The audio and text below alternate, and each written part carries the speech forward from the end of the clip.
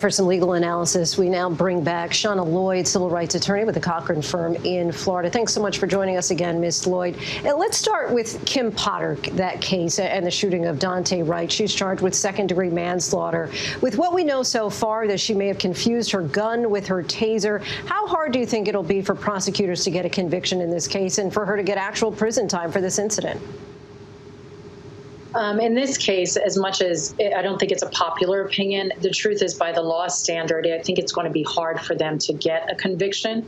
I think what we may see is some form of a plea deal. If this was to go to trial, it's going to be a very high burden because the state has to prove that she made a conscious choice.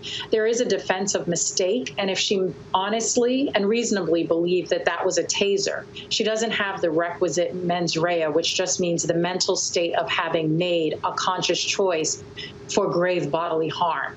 So the legal argument with that is going to be very hard to make, I believe, when you're looking at this case currently. Now, there's still a lot of facts that haven't come in, and there's going to be a lot of look into her history, her previous records, any incidents and uses of force that may shed some light on her state of mind when this took place. And let's now pivot to the Derek Chauvin trial in its final days. Were you surprised that Derek Chauvin invoked his Fifth Amendment right and decided not to testify? And what do you think the testifying could have gained and cost him?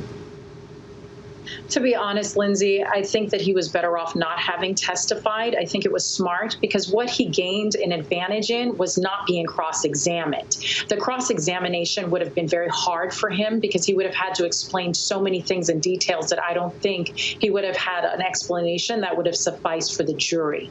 Now, what he lost in that is that he couldn't humanize himself. He couldn't give an explanation as to, if he had one, as to what it was he was thinking when he made those choices and each step of the way. So he does lose that advantage with the jury. Now, the defense took a lot less time to argue its case than the prosecution. What does that tell us, if anything, about their respective arguments? I think that speaks more towards the burden of proof as opposed to their arguments. The state has a higher burden of proof. The defense does not actually have to put on a case. So this speaks to the fact that the state must prove beyond a reasonable doubt that this is their case in chief, but for the knee on the neck, Mr. Floyd wouldn't have died. So that speaks to why their case was so much more extensive, because they don't want to leave room for reasonable doubt. And we also heard from some of Chauvin's colleagues, including his boss, the chief of police, but they testified for the state and not for him. How damning is that? I think that's incredibly damning for his case. I think that the juror is going to remember that all the testimony they heard.